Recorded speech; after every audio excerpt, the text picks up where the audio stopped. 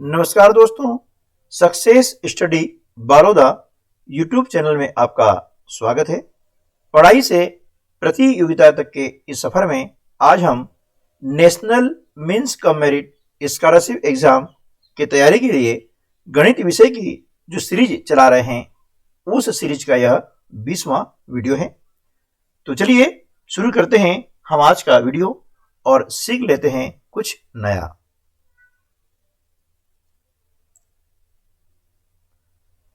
आज के इस वीडियो का पहला प्रश्न है, एक तार किसी वृत्त के रूप में है जिसकी त्रिज्या 42 सेंटीमीटर है। तार को वर्ग के रूप में मोड़ने पर वर्ग की भुजा क्या होगी? ठीक है, प्रश्न को हल करने के पहले हम पढ़ लें, समझ लें और उसके बाद में हल करेंगे तो बहुत आसान हो जाएगा।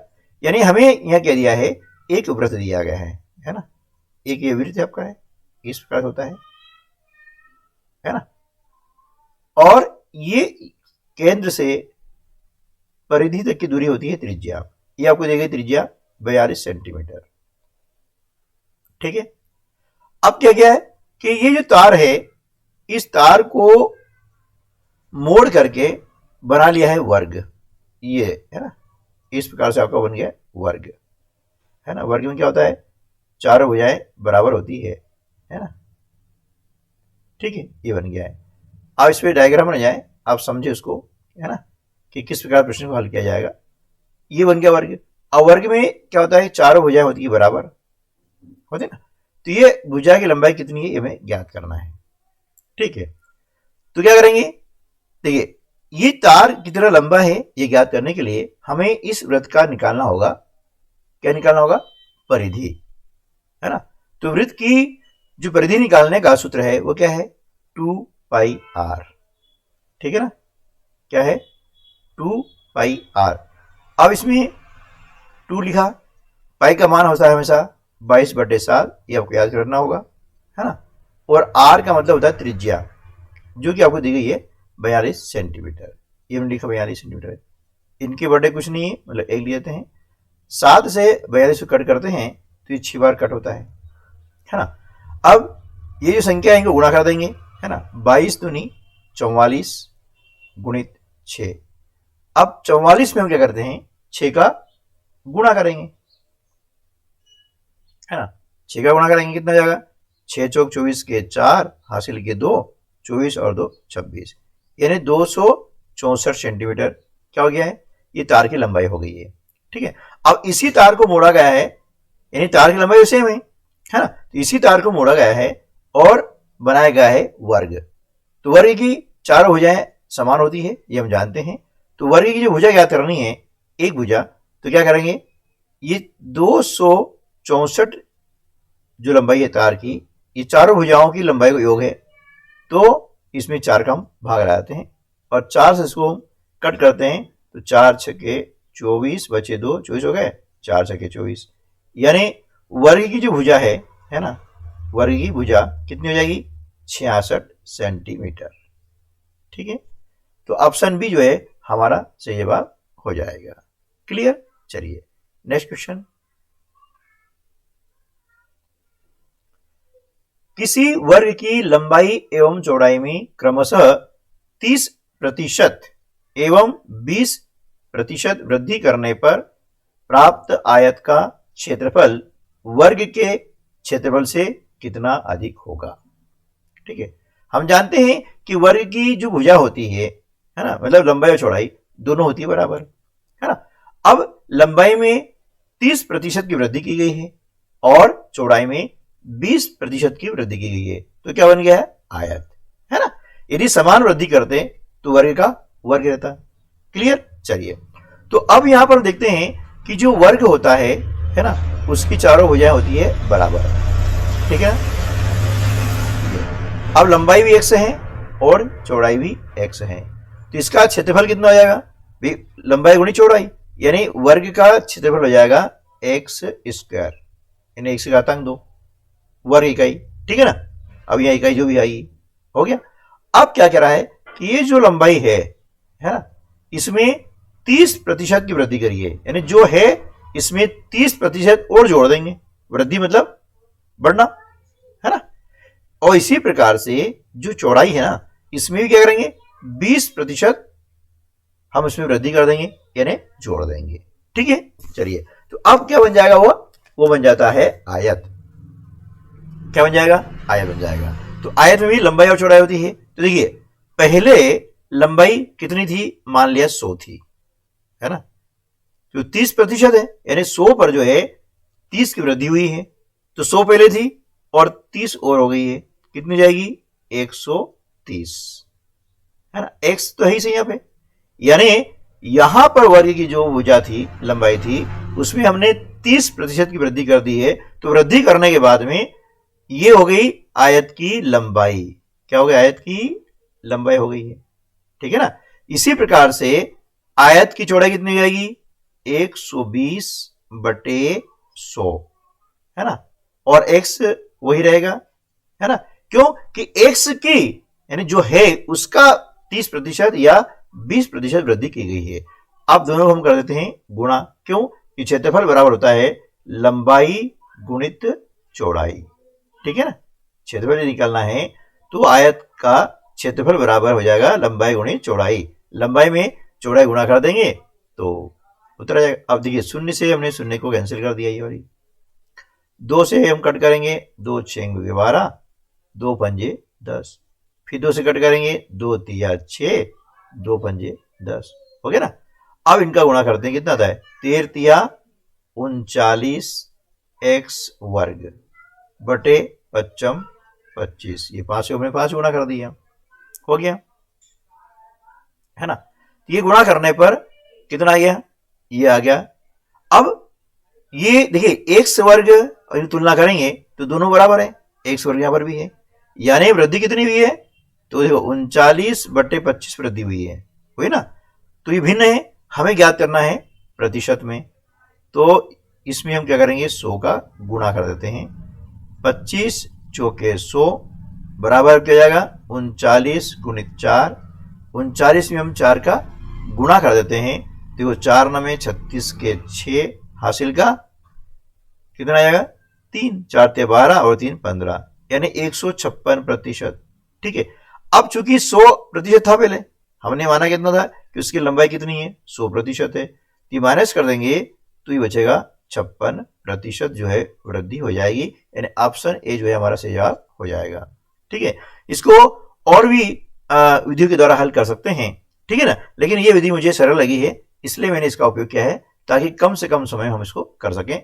इससे हालांकि और भी हम छोटा कर सकते हैं, लेकिन जब तक बेसिक क्लियर नहीं होता है तब तक वो शॉर्टकट जो ट्रिक है वो उसमें नहीं आती है। चलिए अब कर लेते हैं नेक्स्ट क्वेश्चन। देखिए, दो वृत्तों के क्षेत्रफल का अनुपात 4:9 है। ठीक है, कितना है, 4:9 है, तो उनकी परिधि का अनुपात क्या होगा, है ना। हमें मालूम है कि वृत्त का जो क्षेत्रफल है उसको निकालने की सूत्र होता है पाई आर वर्ग। ठीक है, अब चूंकि यहां दो वृत्त हैं इसलिए पहले वृत्त की जो त्रिज्या है उसको मानेंगे R1, है ना, और दूसरे मानेंगे हम R2, ये हो गया। अब इनका अनुपात आपको दिया है 4/9। ठीक है, पाई से पाई कैंसिल हो गया, अब बचा क्या R1/R2 का होल स्क्वायर, है ना, क्योंकि ये दोनों का वर्ग है तो इस प्रकार हम इसका वर्ग लिख सकते हैं। अब देख रहे हैं कि 4 भी 2 का वर्ग है और 9 3 का वर्ग है, तो इन्हें हम 2/3 का होल वर्ग लिख सकते हैं। ठीक है, अब हम देखते हैं घातांक नियम हमने पढ़े हैं कि जब दोनों पक्षों में, है ना, दोनों पक्षों में घातांक समान होती है, अब देख रहे हैं ना, यहां घातांक 2 है और यहां घातांक 2 है। ठीक है ना, तो जब घातांक समान होती है तो आधार भी समान होंगे, यानी यहां पर हो जाएगा R1/R2 बराबर 2/3। ठीक है ना। अब इसी प्रकार से हमें ज्ञात करना क्या है, परिधि का अनुपात। तो परिधि निकालने सूत्र क्या है 2πr। अब चूंकि पहला व्रत है इसलिए R1 और दूसरे व्रत के लिए हम लिख देंगे R2। अब इसका निकालना है हमें, तो देखिए अब 2 से 2 आप काट दीजिएगा, R1/R2 मान दिया है 2/3 सीधा सा, तो क्या हो जाएगा, इनकी परिधि का अनुपात भी 2/3 हो जाएगा, यानी ऑप्शन ए जो है हमारा सही जवाब हो जाएगा। ठीक है, चलिए नेक्स्ट क्वेश्चन, सरल कीजिए, है ना। √5 की घातांक है -5/2 गुणित √5 की घातांक है -3/2। ठीक है ना। तो हम जानते हैं कि जब घातांक ऋणात्मक होती है तो उसे धनात्मक करने के लिए हम क्या करते हैं, इसका जो आधार है, आधार कितना है, √5 है, तो आधार का हम कर देंगे गुणन प्रतिलोम। क्या बोलेंगे, गुणन प्रतिलोम, यानी अंश का हर का अंश। तो देखिए ये इसके बटे कुछ नहीं हो रहा, 1 है, तो इसका उल्टा हो जाएगा, यानी 1 बटे हो जाएगा ये √5, है ना, और इसकी घातांक क्या हो जाएगी अब 5/2, ये घातांक हमने बना ली धनात्मक। ठीक है ना, इसका क्या हो जाएगा 1/√5, है ना, और इसकी घातांक हो जाएगी 3/2। समझा ना, कि जब भी घातांक ऋणात्मक होती है ना, तो इसे धनात्मक बनाने के लिए क्या करेंगे, आधार का हम कर देंगे गुणन प्रतिलोम।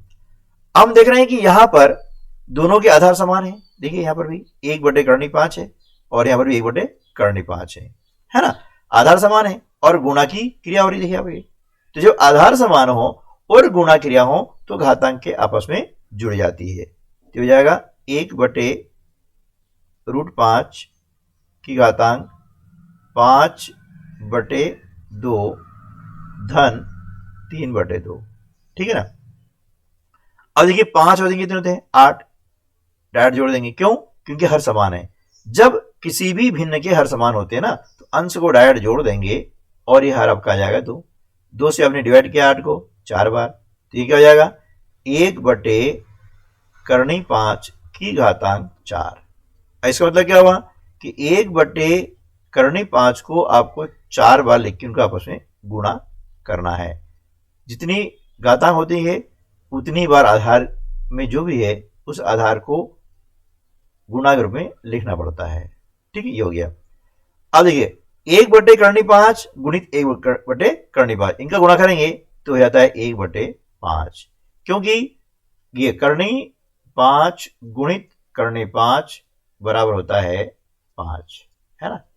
इसी प्रकार से मान लिया करनी 2 गुणित करनी 2 आता है, तो इसका हो जाएगा कितना, आ जाएगा 2, है ना।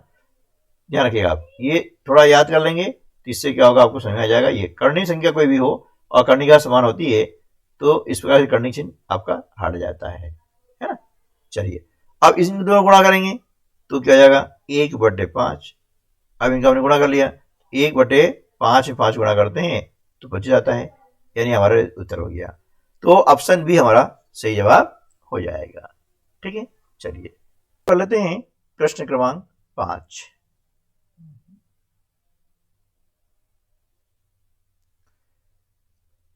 प्रश्न क्रमांक 5 है, 3 संख्याओं में से पहली संख्या दूसरी की दुगुनी है ना। 3 संख्या है, देखिए ये पहली संख्या है, ये दूसरी है और ये तीसरी है। तो क्या बोला, पहली संख्या दूसरी की दुगुनी है। मान ले हमने पहली संख्या x मान ली है, ठीक है ना, ये क्या होगी दूसरी की दुगुनी है, इसमें 2 का हम भाग लगाते हैं तो हो जाती है आपकी दूसरी संख्या। ठीक है, एवं तीसरी संख्या की 3 गुनी है। अब ये तीसरी जो संख्या है इसकी 3 गुनी है, तो इसमें हम क्या करेंगे 3 का भाग लगा देते हैं तो ये संख्या आएगी बराबर। ठीक है ना। अब इसका बटा कुछ नहीं है, अब इनको हम जोड़ देते हैं, है ना। अब यहां पर क्या है 1 2 3 और 1 2 3 का हम निकालेंगे एलसीएम, जो क्या आता है 6। 1 का भाग लगाते हैं 6 में, 6 बार जाएगा। अब 6 गुणा करेंगे x में, ये हो जाएगा 6x धन 2 तिया 6 और 3 का गुणा करेंगे x में, ये हो जाएगा 3x। इसी प्रकार से 3 दूनी 6, 2 बार भाग गया, 2 का x गुणा करेंगे तो हो जाएगा 2x। ठीक है, अब इनको हमने जोड़ लिया, 6 और 3 9 और 2 11x हो गया, है ना, 11x/6 हो गया। ठीक, अब क्या बोला है, ये तीनों संख्याओं का योग आ गया है। अब क्या बोला है कि तीनों संख्याओं का औसत 88 है। औसत कैसे निकालते हैं, देखिए ये जो संख्या है इनका हम निकाल लेते हैं योग, जो हम निकाल चुके हैं, और इसमें हम लगाते हैं जितनी संख्या है, 3 संख्या है ना, ये 3 संख्या है, तो इसमें भाग लगाते हैं 3 का, तो 3 बटा कुछ नहीं मतलब 1 है ना। और हम जानते हैं इनका भागफल कितना आता है, भागफल आ रहा है आपका 88, ठीक है ना। इस प्रकार हमने बना लिया समीकरण। तो 11x बटे 6, अब यह भागित चिन्ह है जिसका हो जाएगा गुणन प्रतिलोम, 3 बटा 1 है, ये हो जाएगा 1 बटा 3, बराबर हो जाता है आपका 88, ठीक है। अब हम क्या करेंगे, x की वैल्यू निकालेंगे, तो x बराबर क्या होता है 88, है ना। अब ये यहां गुणा क्रिया कर रहे हैं, भाग करेगा और ये भाग वाली गुणा, यानी 6 गुणा 3 बटे 11, ठीक है ना। अब 11 से काट देंगे, 11 अठे 88 हो जाएगा, क्या हो जाएगा 11 अठे 88, ठीक है ना। यानी ये भाग की क्रिया करी थी, तो ये क्या करेगी, गुणा की क्रिया करेगी, ठीक है। अब इनका हम गुणा कर देंगे, तो x बराबर क्या हो गया है, गुणा करेंगे इधर 3 से 18 और 18 8 होता है 144, ये हो गया। ये संख्या आ गई, पहली आ गई है। अब दूसरी क्या बोला, 1 बटे 2, और इसका हम आधा कर देंगे, है ना। ये 1 मान हो गया 144 बटे 2, 2 से हमने कट गया, 2 सत्ते 14, 2 दूनी 4, यानी दूसरे नंबर की संख्या क्या हो गई 72, और तीसरे क्या हो जाएगी 144 में 3 का भाग आ गया, 3 से कट करेंगे, 3 चौके 12 बचे 2, 24 हो जाते हैं, और 3 अठे 24 यानी 48। अब हम देख रहे हैं कि हमारे पास में 3 संख्या है, कौन कौन सी, 144 है, 72 है और 48 है। पूछा क्या है, सबसे छोटी संख्या क्या होगी, तो इन तीनों में सबसे छोटी संख्या है 48, है ना। तो हमारा ऑप्शन सी जो है वो सही जवाब हो जाएगा। क्लियर। चलिए नेक्स्ट क्वेश्चन। एक व्यक्ति 320 आमों को 400 आम के क्रय मूल्य के हिसाब से बेचता है, यानी 400 आम का जो क्रय मूल्य है वही 320 आमों का क्या है, विक्रय मूल्य है, यानी लाभ हुआ, सीधी सी बात है। तो उसका लाभ प्रतिशत कितना होगा, बहुत सरल है। देखिए 400 में से आप क्या करें, 320 माइनस कर दें, कितना बचेगा 80, ठीक है ना। अभी लाभ किस पे हुआ है, 320 पे, तो ये 320 आ गया आपका, गुणित 100 बटा 1। जब भी किसी भिन्न को हम बदलते हैं प्रतिशत में, तो उसमें 100 का गुणा करते हैं, 0 से 0 कैंसिल कर दिया, 4 एकम 4, सॉरी 8 है ना, 8 एकम 8 और 8 चौके 32, 4 एकम 4 और 4 डिवाइड करेंगे 100 को 25 बार, ठीक है ना। तो यहाँ पर क्या हो जाएगा 25% जो इसका लाभ हो जाएगा, कितना हो जाएगा 25% लाभ हो जाएगा, यानी ऑप्शन डी जो है हमारा सही जवाब हो जाएगा। चलिए नेक्स्ट क्वेश्चन। यदि किसी मशीन की कीमत का 10% सालाना अवमूल्यन यानी डिप्रिसिएशन शुरुआती वर्ष की तुलना में हो जाता है, एवं उसकी वर्तमान कीमत 10,935 है, तब 3 वर्ष पहले मशीन का मूल्य क्या था, 3 वर्ष पहले। देखिए यहां पर हम क्या करेंगे, ये वाला सूत्र लगाते हैं, ए यानी अभी जो वर्तमान का जो मूल्य है वो आ जाएगा, पी यानी 3 वर्ष पहले का, है ना। अब एक माइनस, अब चूंकि यह डिप्रीशिएशन हो रहा है ना, इसलिए हमने चिन्ह लगाया माइनस का, और यहाँ आर आ जाएगा, यानी दर किस दर से हो रहा है बटे 100, और इनके हम घातांक लगाते हैं, उसे हम बोलते हैं समय यानी एन वर्ष, है ना। जो भी समय अवधि होती है वो हमने यहाँ लिख दिया है, ठीक है। तो यहाँ पर क्या है कि वर्तमान आपको वैल्यू दी गई है, कितनी दी गई है 10,335, ठीक है ना, बराबर पी। अब 1 माइनस 10 बटे 100, क्योंकि ये आपको दिया गया है दर, है ना 10%, और समय आपको बता रहे 3 वर्ष, ये बता रहे हैं, ये लिखा हमने 3, ठीक है ना।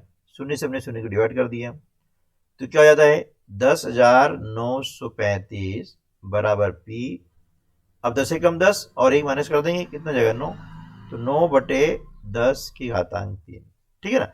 हमें पी का मान ज्ञात करना है, तो यहाँ हो जाएगा P बराबर 10,935/1 और इसका हो जाता है उलट गुणित यानी गुणन प्रतिलोम। क्यों कि हम पक्षांतर कर रहे हैं, तो हो जाएगा 10/9 है ना गुणा 10/9 गुणा 10/9।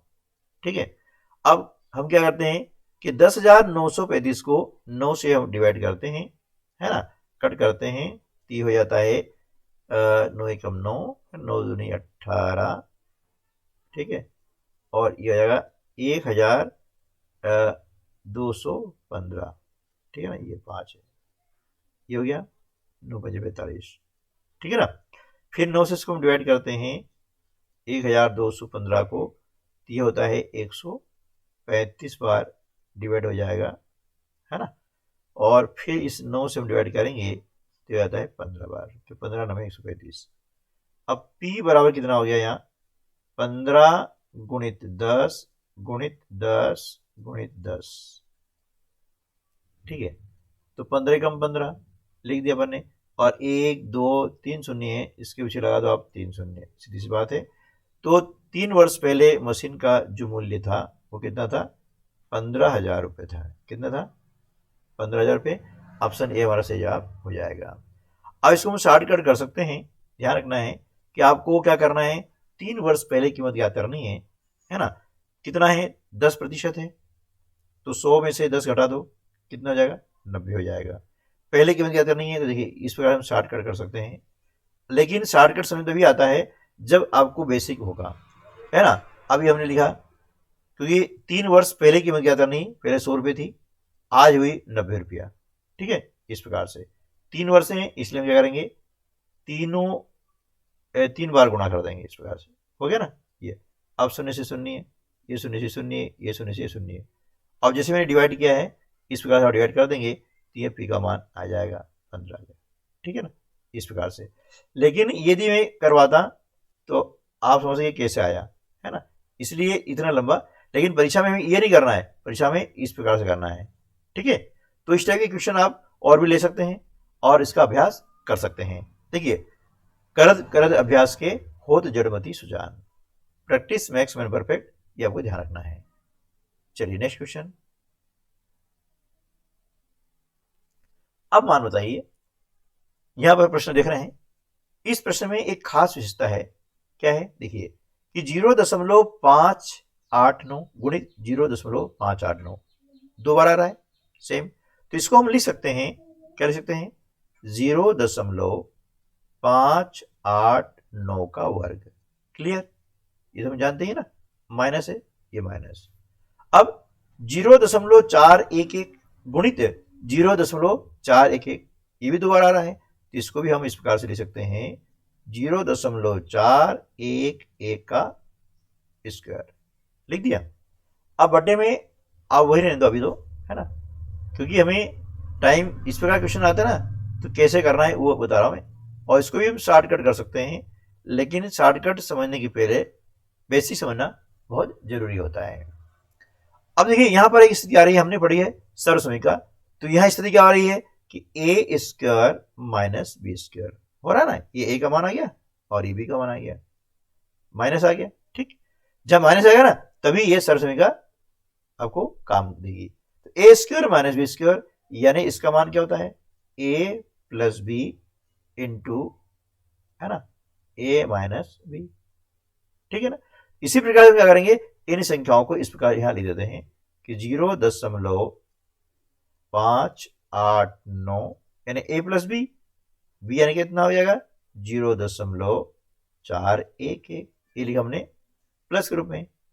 अब इसी प्रकार से हम लिखेंगे यहां पर माइनस के रूप में, तो 0.589 है ना माइनस 0.411 हो गया ना, बटे क्या जाएगा 0.589 माइनस 0.411। देखिए यहां पर है 0.589 माइनस 0.411 और यहां पर भी है, ये तो पूरा कट हो गया, जरूरत ही नहीं जोड़ने करने की, है ना। तो क्या करेंगे 0.589 589 और 0.411 को हम क्या करेंगे, जोड़ देंगे। तो 9 और 10 की 0 हासिल का 1, 9 और 10 की 0 हासिल का 1, 10 की 0 हासिल का 1 और ये 10। अब क्या गया 1.000। इसका मतलब क्या होता है, एक ही होता है, क्योंकि दशमलव बाद में हम कितनी शून्य लगा दें इसका कोई मतलब नहीं है। ठीक है ना, ये हमारा आंसर हो जाएगा, ऑप्शन बी जो है सही जवाब हो जाएगा। तो ध्यान रखिएगा, यदि ऐसे सवाल आते हैं कुछ नहीं करना है, आपको क्या करना है कि ये संख्या में ये संख्या जोड़ देनी, बस आपको उत्तर आ जाएगा, है ना। ये बेसिक जो है करने के बाद आपको समझ में आएगा। ठीक है ना, देखिए आप ये लास्ट नंबर क्या है, इस प्रकार से ये है ना कि इन ये संख्या और इस संख्या खड़े बने जोड़ दिया है, आपको उत्तर आ गया है। लेकिन इस स्थिति में है ना, ये आपको ध्यान देना है। हाँ, यदि यहाँ प्लस आएगा तब भी ये नियम चलेगा, कोई दिक्कत वाला नहीं। यहाँ प्लस नहीं आना चाहिए, यहाँ प्लस नहीं आना चाहिए, यहाँ प्लस आएगा चलेगा, लेकिन यहाँ प्लस आएगा तो हम प्लस नहीं करेंगे, माइनस करेंगे, ये ध्यान रखना है, इसका उल्टा। क्लियर, तो ये शॉर्टकट मेथड हमारी हो गई है। चलिए नेक्स्ट क्वेश्चन है, यदि एक साइकिल की गति 5 मीटर प्रति सेकंड है तो उसकी गति किलोमीटर प्रति घंटे में क्या होगी।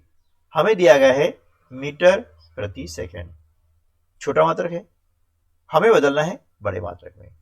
गति हमको दी है 5 मीटर प्रति सेकंड, प्रति मतलब होता है एक सेकंड आ जाएगा।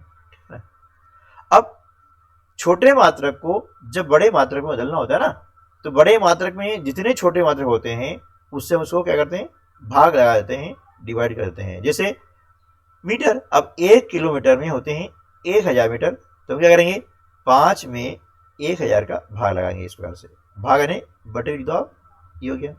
और ये लाइन खींच दी ये वाली। इसी प्रकार से सेकंड, अब 1 घंटे में कितने सेकंड होते हैं भैया, तो हम जानते हैं कि 1 घंटे में 3600 सेकंड होते हैं। कितने होते हैं, 3600 सेकंड। ठीक है ना, तो क्या करेंगे हम, यहाँ लिख देंगे 1/3600 सेकंड, ये आ गया। इसका शॉर्टकट भी है, बहुत आसान है ना, लेकिन ये पहले समझना जरूरी है। अब 5/1000 आ गया, है ना, और इसका हम कर देंगे गुणन प्रतिलोम उल्टा, यानी 3600 बटे क्या आ जाएगा, 1 आ जाएगा। अब लास्ट में जो शून्य है, इस शून्य से हमने इस शून्य का कैंसिल कर दिया, 5 से कम 5 और 5 दूनी 10, 2 से हम काटते हैं तो 2 कम 2, 2 8 16, यानी हमारा उत्तर क्या आ गया 18 किलोमीटर प्रति आवर, यानी 18 किलोमीटर प्रति घंटा हमारा उत्तर आ जाएगा। तो ऑप्शन ए जो हमारा सही जवाब हो जाएगा। ठीक है ना, इसका शॉर्टकट ये है कि जब भी क्या करें, मीटर में आपकी गति आती है मीटर प्रति सेकंड में, है ना, और हमें किलोमीटर प्रति सेकंड में यदि चेंज करना होता है ना, तो क्या करें 18/5 का भाग लगा दें। क्या करें इसमें 18/5 का भाग लगा दें तो आपका उत्तर आ जाएगा। और उल्टा करना हो तो 5/18। यदि आपको गति दी गई है किलोमीटर प्रति घंटा में और ज्ञात करना है मीटर प्रति सेकंड में, तो क्या करेंगे 5/18 का गुणा कर दो, उत्तर आ जाएगा। ये शॉर्टकट ट्रिक, ठीक है, लेकिन ये पहले बेसिक समझाएंगे तो उसको आसानी से आप कर पाएंगे। ठीक है ना, चलिए नेक्स्ट क्वेश्चन है, किस धन का साधारण ब्याज 5 वर्ष में 6% वार्षिक ब्याज की दर से 90 रुपये हो जाएगा। क्या हो जाएगा 90 रुपये, साधारण ब्याज। किस धन का, यानी हमें क्या ज्ञात करना है, मूलधन, है ना, वह धन, कौन सा धन, किस धन, ठीक है, ये कहलाता है मूलधन। तो जब ब्याज दिया जाता है और मूलधन ज्ञात करना होता है तो क्या करेंगे, सीधा सा ब्याज गुणित 100, है ना, जो ब्याज दिया है उसमें 100 का गुणा कर दो, बटे समय और दर का गुणा कर दो, आपका उत्तर आ जाएगा आसानी से। ठीक है, 5 से डिवाइड करते हैं तो 5 से कम 5, 5 8 40, 6 से डिवाइड किया 6 कम 6 और 6 थी 18। अब 3 का गुणा करते हैं हम 100 में तो कितना हो जाता है, ये 300 हो जाता है। कितना हो जाएगा 300, यानी वह धन कितना है 300 रुपया है, यानी ऑप्शन भी जो है हमारा सही जवाब हो जाएगा। ठीक है दोस्तों, समझ में आ रहा है ना। यदि समझ में आ रहा है तो वीडियो को लाइक कर दीजिएगा और अपने अन्य दोस्तों को शेयर कर दीजिएगा फटाफट। और यदि चैनल पर आप पहली बार आ रहे हैं तो चैनल को सब्सक्राइब कर लीजिएगा, ताकि ऐसे ही हेल्पफुल वीडियो आपको सबसे पहले मिलते रहें। ठीक है, थैंक्स फॉर वॉचिंग। आज की वीडियो में बस इतना ही। मिलते हैं अगले वीडियो में ऐसे ही और कुछ नए प्रश्नों के साथ में। तब तक के लिए नमस्कार, जय हिंद।